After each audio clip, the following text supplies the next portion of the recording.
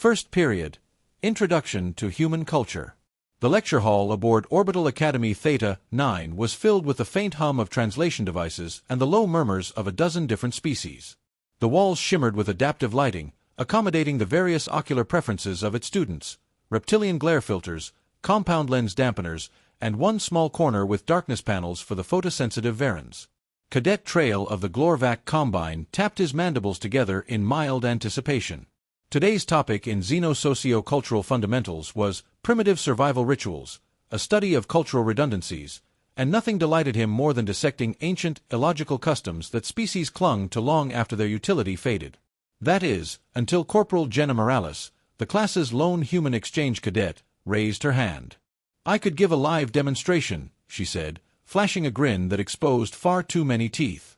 Professor Veldor, a Zentari with a skull like a crystallized spider shell, hesitated. His translucent fingers drummed against his data paddle. "A demonstration of a survival ritual, you said?" Jenna nodded. "Yeah." "Human breakfast." A wave of confusion spread through the lecture hall. Trail tilted his head. Breakfast. The word parsed easily, but the meaning did not. The Glorvac consumed time-release nutrient wafers once every 4 standard days. What possible significance could be placed on a morning ingestion of energy? The professor blinked slowly, once. "And you propose this breakfast as a cultural ritual? Not merely sustenance?" "Oh, it's both," Jenna said, leaning back. "And more than that, it's an expression. A comfort. A declaration that you survived the night and earned another day." The room fell silent, save for the low trill of a Zarquil digesting its own sleeve in stress. Trail scribbled a note on his hollow slate. Human breakfast, survival confirmation or display of dominance. Veldor was clearly intrigued, though his voice maintained its usual dispassionate timbre. "Very well. Cadet Morales, you may present your breakfast at next cycle session. You will ensure it poses no biochemical hazard to observers, and that all ingredients are comprehensible." "You got it," Jenna said, already sketching something on her own tablet. Trail caught a glimpse of what appeared to be a circular yellow mass with small white borders. Some kind of sun-based idol? After class, the cadets buzzed with theories. The insectoid Srikan proposed it was a competitive sport involving temperature endurance. The aquatic Nulek siblings hypothesized a morning hormone dispersal ritual. Others simply laughed, dismissing the whole thing as typical human dramatics. But Trail couldn't stop thinking about it. He followed Jenna into the corridor, weaving through floating diskbots and a hissing ventilation duct. "Excuse me, Corporal Morales," he called, using his best diplomatic cadence. She turned, raising a curious eyebrow. "Trail, right? You ask a lot of questions in class." "I find inquiry essential to preventing war," he replied seriously. She laughed. "You'd make a great politician. What's up?" "I would like to understand this. Breakfast. Is it a survival tactic? A morale booster? Or is it symbolic in some tribal sense?" Jenna gave him a long look, then smiled, not mockingly, but with a trace of warmth. "It's kind of all of that," she said. "But mostly, it's how we start the day. It reminds us we're human. That we're alive. And yeah, it tastes good too. Reminds us we're human." The words echoed in Trail's head as he returned to his quarters. He opened a Glorvac nutrient dispenser and watched the gray cube plop onto his tray with a soft splorch. No color, no temperature variance, no scent. Just fuel. Was he missing something? He pulled up the Human Cultural Database, searching breakfast. Thousands of images burst onto the screen: golden toast, bubbling yolks, greasy strips of something called bacon. Foods were categorized by region, texture, even time of year. He stared at one entry: pancakes with syrup. A stack of golden discs soaked in a thick, sticky fluid. It looked like madness. It also looked fascinating. Trail closed the data panel. He wasn't sure what tomorrow's class would bring. But for the first time, he wasn't looking forward to dissecting a tradition. He was just hungry. Eggs, bacon, and existential crisis. The dining hall had been reconfigured overnight. Normally a sterile space where universal nutrient packs were distributed by automated arms, Today it had been overtaken by something utterly alien: smell. The scent hit Trail before he even entered. Rich. Oily. Sweet. Smoky. Spiced. It twisted and twirled in his olfactory sensors like a hallucination. Several cadets had paused at the threshold, visibly confused or disoriented. One Zarquil, whose species evolved on a methane-rich moon, was gripping the doorframe and emitting a soft whine of alarm. Inside, Corporal Jenna Morales stood proudly behind a long table covered in shiny thermal trays and open platters. A strange cylindrical machine puffed steam into the air, pouring a dark liquid into small ceramic vessels. "Good morning, everyone," she said, her voice bright and cheerful. "Welcome to breakfast." Trail entered cautiously, flanked by a Glorvac hygiene shield. He noticed the sheer color variation immediately: golden-brown crisps, white semi-gelled ovals with yellow centers, circular bread-like objects that smelled of fermented grain. A brownish liquid glistened on many surfaces. One tray contained elongated strips of sizzling red-brown flesh that crackled even now. The aliens were stunned. A cautious tentacle extended from a Hrathi cadet, poking a syrup-drizzled pancake. The cadet recoiled as it stuck to their skin. Another cautiously sniffed something Jenna called bacon and collapsed into a chair, eyes dilated in awe. "This," she said, lifting a tray of eggs and toast, "is what humans eat first thing in the morning. Not just to survive, but to feel right." "Is this celebratory food?" asked the aquatic cadet, real no, while examining a glass of orange juice like it might explode. "Nope. This is normal. For most humans, this is what we eat daily. On weekends, we might get even more creative." Trail took a step forward, tapping his mandibles nervously. "And this coffee?" he asked, gesturing to the dark liquid that several species now stared at as though it contained dark matter. "Ah, the elixir of humanity," Jenna said, dramatically pouring a cup. "It contains caffeine, a mild stimulant. In small doses, it enhances focus, mood, memory, and human sarcasm." She handed the cup to the brave reptilian cadet, Srick, who sipped it slowly. Srick immediately straightened, eyes wide, his frills flaring. "I understand taxes," he whispered. Laughter erupted from a few of the cadets, though Trail only understood the reference in theory. Taxes were part of a complex human social structure often used to generate complaints. "Would you like to try?" Jenna asked, offering a small plate to Trail. He hesitated. He was not designed for digestion of unfiltered proteins. His internal systems required enzymatic predictability. And yet, he was intrigued. He picked up a fork, mimicking Jenna's earlier demonstration, and tried a bite of the object called scrambled eggs. The texture was alien. Warm. Soft but structured. The taste, rich, layered, savory. A strange warmth filled his thoracic cavity. "I believe I am experiencing a flavor-based emotional reaction," he said stiffly. "That's called comfort," Jenna said with a grin. Then came the syrup. A Hrathi cadet accidentally dropped a pancake into the syrup basin. When he retrieved it and took a cautious bite, he immediately curled into himself and began muttering equations in his native spiral dialect. His eyes glowed faintly. "Is he ascending?" someone asked. "No, just sugar-shocked," Jenna said. "Happens to us too." Chaos brewed quickly. One species interpreted chewing as a dominance display and challenged Jenna to a ritual duel. She declined politely. Another assumed the bacon was a hostile biological weapon, until they tasted it, then demanded a full tray. Trail watched it all with stunned fascination. It wasn't just food. It was a shared event. A performance. A deeply human moment. Jenna stood calmly in the middle, like a cultural ambassador, guiding dozens of alien cadets through the nuances of butter, utensils, and toast. The hall transformed into a swirling mix of misunderstanding and laughter, observation and revelation. By the end of the hour, some cadets were journaling frantic sensory data, others were still in mild flavor-induced trances, and one particularly poetic Warran was weeping into a muffin, claiming it reminded them of a long-lost asteroid. Trail stepped forward once more. This is not just ingestion," he said quietly. "This is a ceremony of identity." Jenna gave him a wink. "Told ya. Breakfast is serious business." And with that, An entire class of galactic cadets realized that humans didn't just eat to live, they lived to eat. The Bacon Protocols. The Galactic Academy's Cultural Affairs Council had convened an emergency session. That alone was unusual. The fact that the session was over breakfast was unprecedented. Trail sat stiffly in the rear gallery, flanked by his Glorvac peers, trying to remain neutral. His antennae twitched nervously. What had started as a curious exploration of human culture had spiraled into an interspecies diplomatic incident. At the center of the chamber stood Corporal Jenna Morales, hands calmly behind her back, flanked by two towering Zentari security officers. She wore her standard-issue cadet uniform, now stained with a few dark patches of what the council notes referred to ominously as syrup residue. Counselor Zoctuun, a sentient gas-based entity encased in a containment sphere, floated to the front of the dais.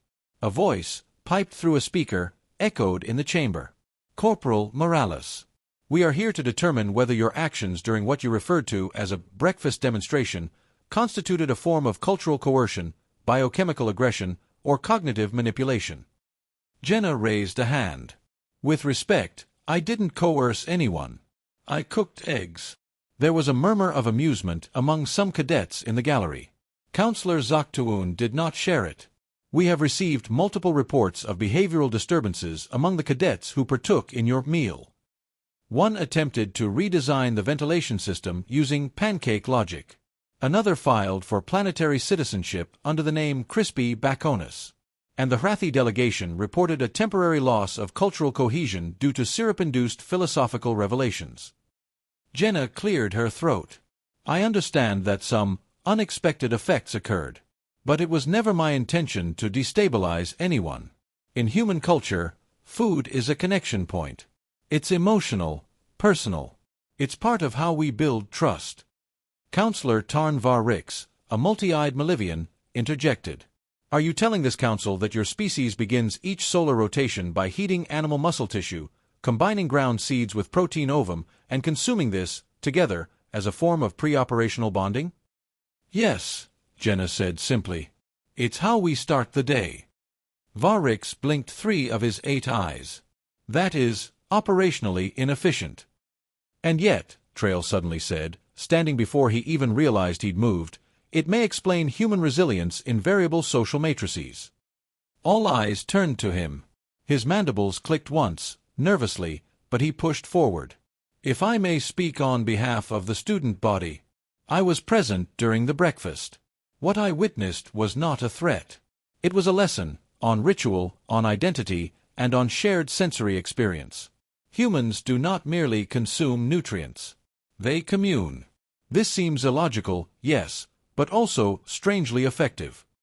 Another counselor, a crystalline being from Ethian Prime, chimed in. You suggest this ritual has military application? Jenna raised an eyebrow. Not directly. But when you've eaten with someone, laughed with them, shared warmth with them, you're less likely to want to shoot them. A moment of silence passed. Then Zoctuun rotated slowly in its sphere. So you claim this breakfast was not subversive, but instructional? In the best way, Jenna said. Dozens of cadets from 15 species sat down and shared something together. That's not just culture. That's peace-building. A buzz of soft agreement echoed through the gallery. Trail saw several cadets nodding. The Hrathi representative, still partially syrup-stained, offered a wobbling tentacle in support. Zoctuun considered for a long, atmospheric pause. We will revise the incident report to reflect a Category 2 cultural misfire. Not malicious. Not weaponized. Simply misunderstood. The sphere pulsed faintly. We shall refer to it henceforth as the Bacon Protocols. There was an audible sigh of relief. As the council dismissed, Trail approached Jenna at the chamber's edge. She was already halfway through a protein bar she'd pulled from her uniform pocket. You defended yourself well, he said. Though I still fail to grasp how emotional bonding can be induced via grain discs and salted meat. She grinned. Some things you don't understand with your brain, Trail. You understand them with your stomach. I lack a stomach, he said flatly. Then I guess we'll keep working on that. As they walked back to the dorms together, Trail couldn't help but think, for all their irrationalities, Humans had found a way to turn food into a tactic. And somehow, it worked. Galactic Morning. The following week, the Galactic Academy's mess hall was renamed. Not officially, of course. Its registry still referred to it as Nutrient Distribution Zone C-12. But to the cadets, staff, and now even a few curious dignitaries, it was simply called the Breakfast Hall. Trail stepped through the archway, antennae already lifted in anticipation. The scent of browning carbs and searing protein danced in the air. The humans were at it again, this time with assistants. Jenna had recruited several other Earth cadets to assist in replicating their morning ritual, and the result was a rotating cultural menu that had already spawned rumors of diplomatic breakthroughs via waffles. Today, Trail noticed a tray labeled hash browns. He wasn't sure what hash or browns were in combination, but he found himself gravitating toward the golden, steaming pile. He approached Jenna, who stood at the head of the table in her usual role, chef in ambassadorial charge. "You've created an interspecies phenomenon," he said, mandibles tapping lightly. She shrugged, flipping a pancake. "Didn't plan to. Just wanted to share something that felt human. Now everyone's showing up before the first bell." He gestured to the line behind him, cadets from half the known quadrants, clustered in small groups. A slime-based organism carefully sipped orange juice. A stone-bodied brooker polished a plate and requested maple-based enhancements. The Warran poet, still emotionally affected from the previous session, recited a new composition, Ode to Syrup, O Viscous Truth. "It seems they crave more than sustenance," Trail said thoughtfully. "Yeah," Jenna replied. "They crave meaning. Something warm. Something shared." He took a careful bite of hash brown. It crunched audibly, then gave way to a soft, starchy interior that warmed his core. He didn't have the biological terms to describe it, but his mind filed it under the Glorvac word for sensation of communal belonging through consumption. There wasn't even a translation for that before Jenna arrived. He took a sip of the coffee Jenna handed him, black, no sweetener. Harsh, bitter, strangely grounding. "Still tastes like burnt soil," he admitted. Jenna smiled. "Acquired taste." Across the hall, Counselor Zaktuun floated in his containment sphere, drifting cautiously through the room. His assistant took notes while cadets offered him samplings of their new favorites. "I believe we are witnessing the evolution of a new tradition," Trail said, watching cadets explain their preferred breakfast configurations. "A shared ritual, adapted across species lines." "Exactly," Jenna said, pointing at a new sign above the table. "Breakfast, breaking fasts, building friendships."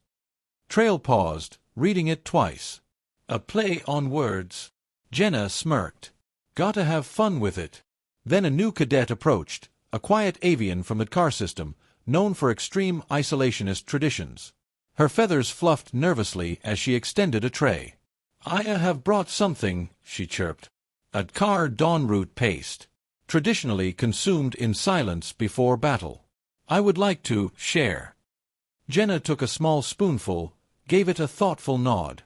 "It's earthy. Kinda spicy. I like it." A murmur rippled through the hall. The car cadet smiled, barely, but unmistakably. Trail understood at once. The ritual had evolved. What began as an accidental demonstration of human culture had grown into a cultural nexus. Each week now, more cadets brought something from their homeworlds: spiced gelatin from Ivara, acidic smoke wafers from the Thrask, even a photosynthetic breakfast mat from the Chlorins that required 40 lumens of UV exposure. Jenna never judged. She tasted everything. She listened. She made them all feel human, even if they weren't. As the meal wound down, Trail tapped a note into his datapad. "Breakfast has transcended species. It is now diplomacy in edible form."